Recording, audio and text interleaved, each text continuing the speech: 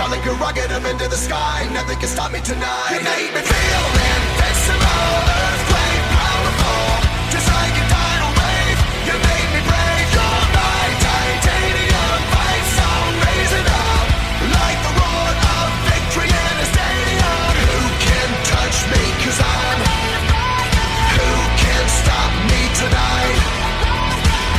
You make me. Oh, hello there. You may be wondering why there's a Simba plush on my head. Well, that's because Kiara playfully set it on my head while I was watching Mufasa the Lion King. But that's right, folks. Today's video will be another review on the other Lion King live-action movie, Mufasa the Lion King. And I decided to take one for the team with the help of my friends and family and watch Mufasa the Lion King on Disney Plus, which came out today. And in my defense, back then I didn't even know Disney was making another Lion King prequel. So first off, this film was kind of like the origin we saw in The Lion Guard with Mufasa and how Scar got his scar, but only that's how them it was a scratch. And that's what this film was trying to be to me. The Lion Guard of Mufasa and Scar's origin, but just a stupid parody. First off, the voice acting, it's still terrible and it's all over the top. They literally brought back Miles Morales' actor, Seth Rogen, which, sorry guys, but Seth Rogen still sucks as Pumbaa. I'm not changing my mind. But I will admit something. I think that James Earl Jones tribute was very good. Rest in peace to the Mufasa and Darth Vader that made us all laugh. And also get excited, which, you know. But I do admit something else. This film was a bit longer compared to the first reboot. Compared to the Lion King reboot. But even like towards the end of this film, they kind of just did the same thing. They just ended up just rushing and slowing down the plot and getting everyone bored and then just called it a day. Or in this case, a year. For clarification, because 2024 was ending and I'm sure you get it. What makes it crazy is that this film was at war with another movie that was made by Paramount and Sega called Sonic the Hedgehog 3. I could literally see why people decided to watch Sonic the Hedgehog 3 over Mufasa the Lion King. But what made it worse was that Disney was snapping at Sonic fans and telling them to fuck off and go watch the Lion King Mufasa. Which, by the way, I was on Team Sonic the Hedgehog 3 the whole time.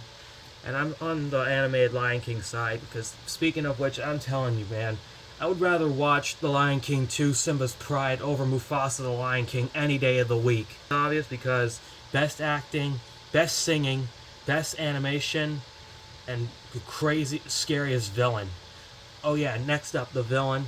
It's Kyros, who's basically the Lion King's Thanos to Mufasa's Iron Man, but he just, showed up. There's no origin or anything. He's got like this kind of group full of outsiders, and there's been some kind of theory that one of them is Zira, which could foreshadow Simba's Pride. And don't worry, guys, when it comes out, I will take a third one for the team and watch the reboot Lion King 2. But if it doesn't come out, then I guess Disney's going back to 2D animation. Anyway, that chemistry between Scar and Mufasa was pretty cool, and how they became brothers.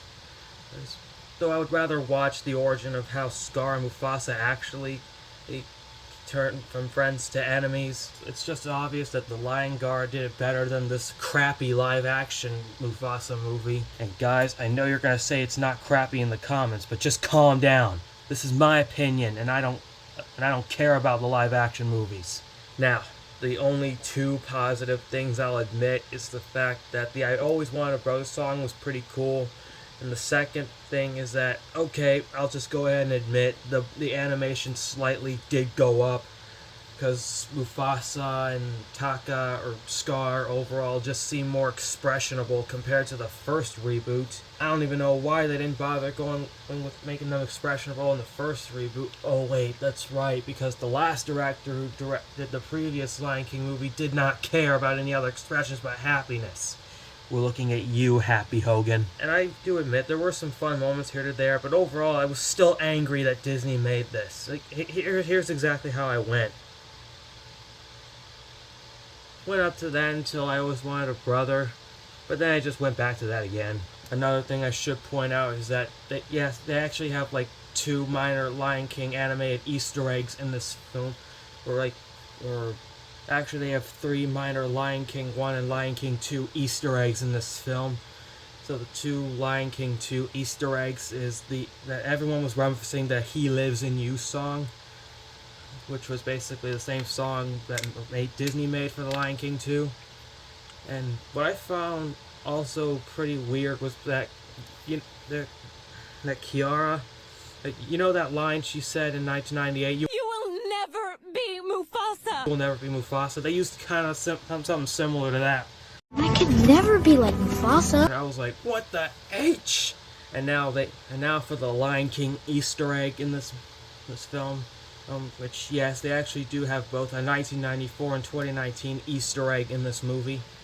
It's basically the part where Scar grabs Mufasa by his paws, but instead of letting him fall to his death, he saves him. This happens twice, both first as a cub when Taka was trying to save Mufasa from crocodiles, and the second time where he saved him from drowning after defeating Kiros.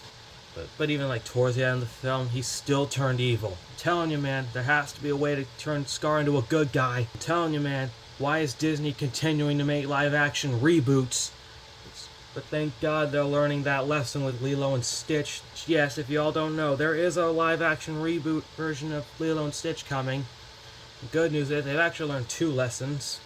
First, bring back the main actor, Chris Sanders, by saying it right, and make it cartoon accurate. When I saw the trailer, I was like, finally a normal cartoon accurate movie. And do I regret watching this movie? Of course. Of course I do. But I mainly did it for you guys, so that way you guys don't have to watch it on Disney Plus anymore. And man, I still can't believe Disney went to war with Sonic the Hedgehog 3, which for clarification again, Sonic 3 did win.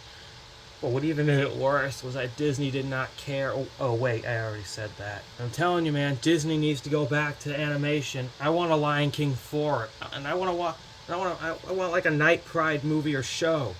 Oh, and I want them to continue the Lion Guard. I just want the last 2 hours and 4 minutes of my life back. And during the movie, I did respect Kiara's decision of her rebooted self, which, sorry guys, but although she is adorable, it's not making me change my mind. If I rate this film, let's see, I'm unfortunately gonna have to rate it, how about 4.5? Because first of all, like I said, the animation did go up because the characters are more expressionable. The I Always Wanted Brother song was cool. Kiros was honestly pretty scary, but was one of the lionesses supposed to be Zira? And that ending just kind of took me out, with Kiara breaking the 4th wall, staring at us, and that mysterious lion. Is that supposed to be Kion or somebody else? Is that supposed to be Kion or Copa? I'm not sure. I don't know. I don't care. I'm just gonna consume and ask questions later. And oh my god, they better not turn Kion into a mess when they reboot him. And they better not mess with the Lion Guard. I just want a Season 4 and Season 5 of Lion Guard. I just want to have Matthew and the other characters return as their characters. I feel better now. Anyway, overall, thank you all for watching this review. I hope this opinion helped you out. And guys, I pledge to never watch the Lion King reboots again. So I'm telling you, man, I am never watching that abomination again. Like I said, make sure you like, comment, subscribe, hit that notification bell to get notified every time I do something. And yeah, so I will see you all the next time. Hakuna Matata. Now if you need me, I'll be with the Lioness Trio calming down from what I've just witnessed. Bye-bye.